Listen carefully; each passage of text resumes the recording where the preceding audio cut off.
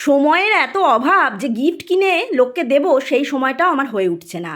আর বলো না, অনেকগুলো গিফট আমার এরম ধার বাকি হয়ে গেছে। কার কার এরম গিফট ধার বাকি হয়ে যায় একটু জানিও তো।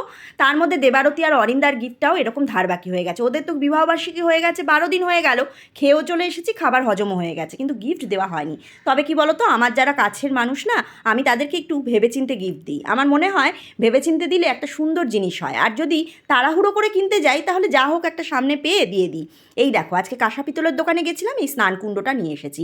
আমার একটা সেম স্নানকুণ্ড রয়েছে, তবে আমারটা একটু ছোট। আর ওদের প্রভু একটু বড়, তো তাই ওদের একটু বড়ই দিলাম। সামনেই স্নানযাত্রা আসছে, ওরা কি করবে এর মধ্যে প্রভুকে বসিয়ে স্নান করাতে পারবে। আমার তো মনে হয় ওদের পছন্দ হবে। তোমাদের কেমন লাগলো একটু বলো তো। আমার তো ভীষণ পছন্দ হয়েছে।